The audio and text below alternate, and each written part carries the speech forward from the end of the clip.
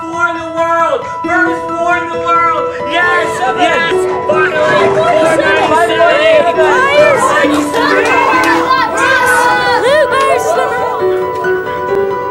555.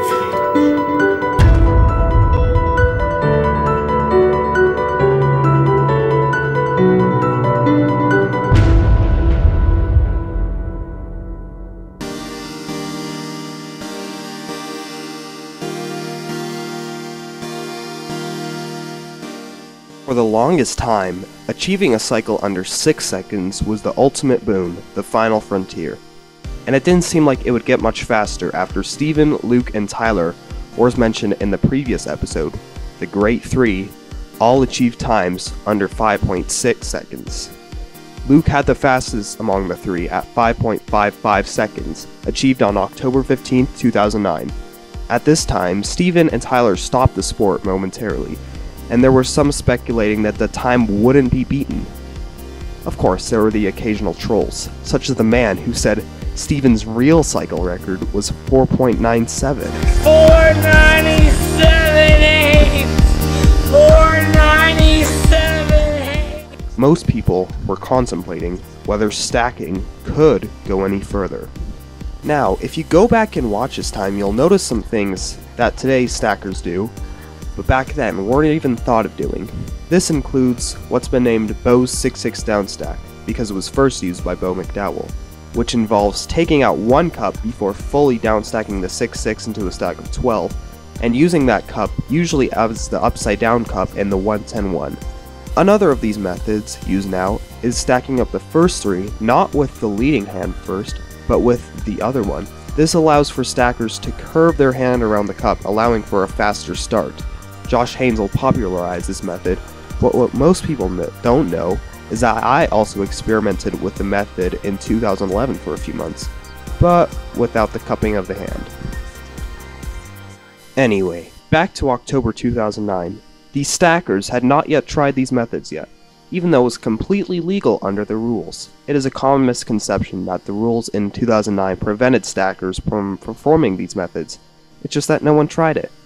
What stackers did have to avoid, however, was downstacking 2 stacks at the same time. Sounds simple enough, but at high speeds, this was extremely difficult, if not impossible, to consistently be able to perform, especially for the 3-3-3. And in the 1-10-1, stackers had to turn and tap the cups on the side before downstacking into a 3-6-3. Today, there have been issues with holding cups as one stops or even wrist stops, but that matter was even more strict in 2009, where you couldn't even touch the cups as you stopped the timer. But stackers then didn't see it as a large problem. They were just the rules. But what if the rules changed?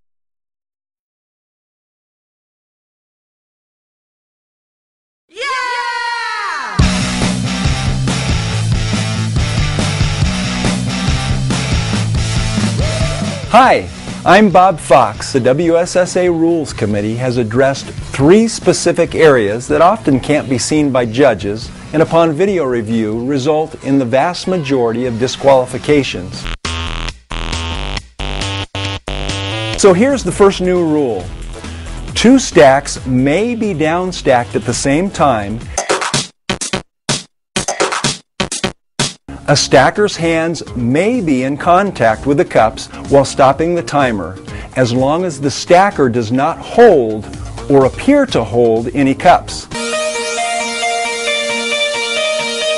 So the third new rule is that the turn and the tap portion of the cycle stack is no longer required.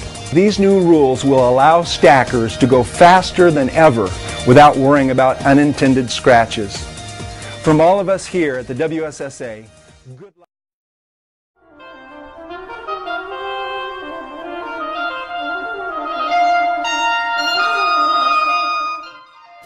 The intent of the rules was to make stacking faster without worrying about scratching as much.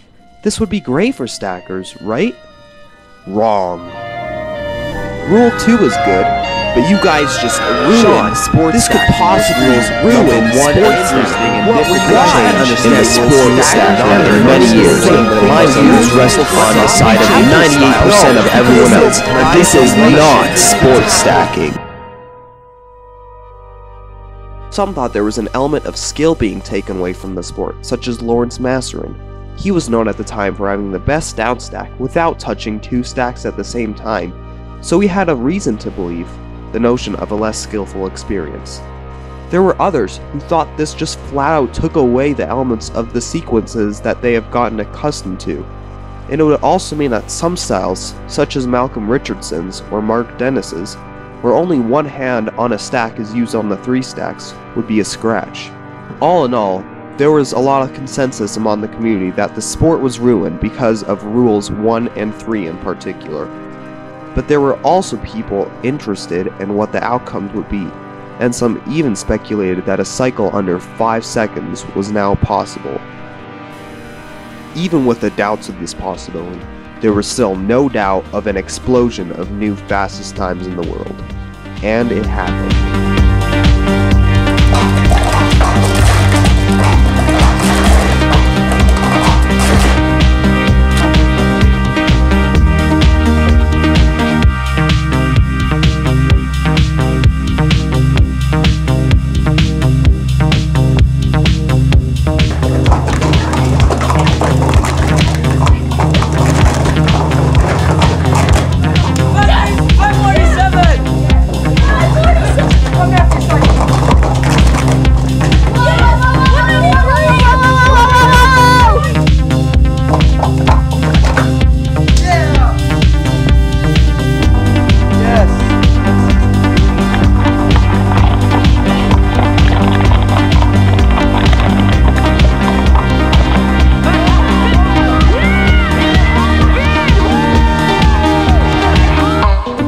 Before all this new rules chaos, there was only one fastest on the web time achieved in 2010. In a span of just under a month of the new rules, there were at least a dozen, and the cycle record was improved to 5.36 by Steven. The explosion faded away as soon as it began, especially for cycle. The cycle fastest on the web was only improved once from when Steven got 536 in April 2010 until January 2012. The only record that really had drastic improvements after the explosion was 333, with the benefit of double down stacking. So who would bring the next explosion?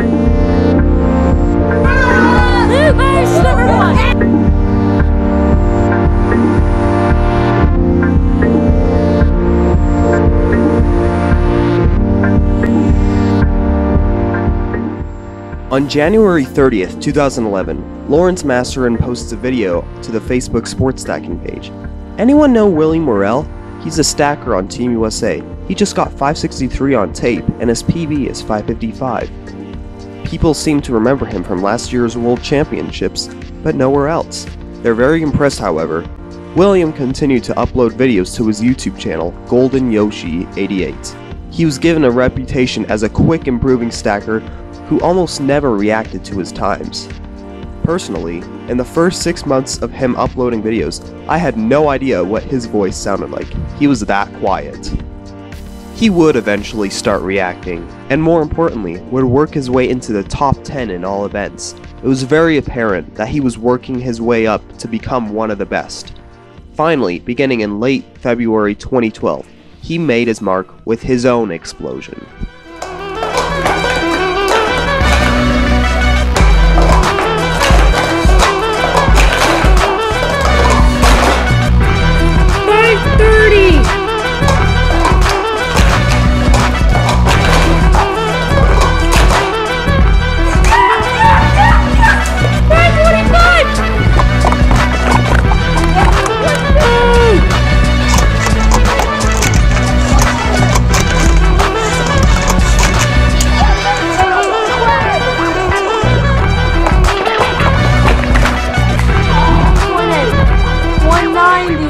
He was now associated with other stacking greats at the time, William Pauly and Chandler Miller. There was no real consensus though, as Orel was known for his cycle speed, Chandler for his 333 and 363, and Pauly for his excellent official achievements. Orel somewhat died down near the end of 2012 and going into 2013. Even when he achieved the new fastest on the web for cycle of 5.181, it was evident that he had not been involved in the community. Yes! 5.181, first 5.1 in the world! When in reality, it was the third. In 2013 now, Polly had pulled through to many people as the current best, with other stackers like Jesse Horn and Lee Norton now being thrown into the mix. It didn't seem to be that Aurel would gain back his #1 status. But for Golden Yoshi, his golden moment was yet to come.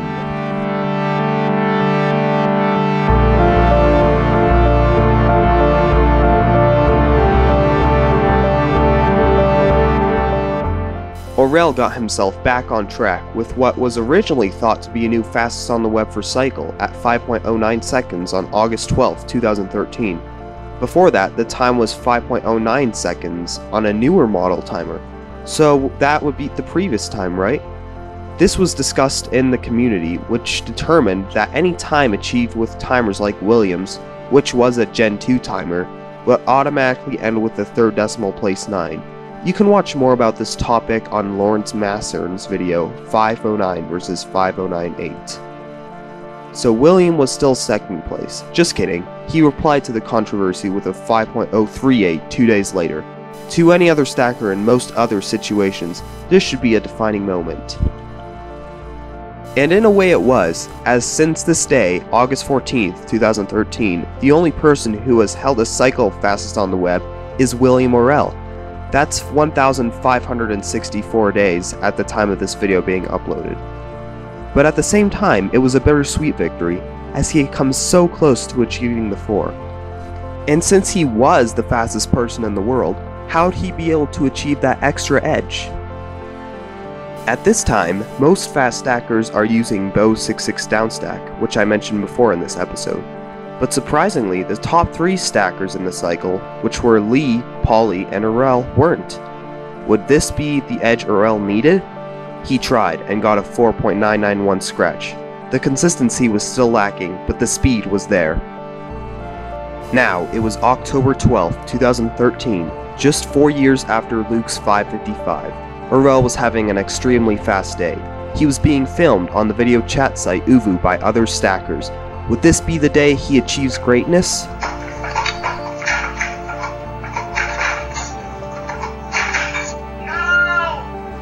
flat! 5 flat! It seemed that Aurel had come up short one more time. But great people don't come up short. Aurel, with all the development in the New Rules era, with all the controversy and speculation of his greatness, was about to prove to everybody that he deserved the title of not just the greatest of this age, but the greatest of all time. All in under 5 seconds.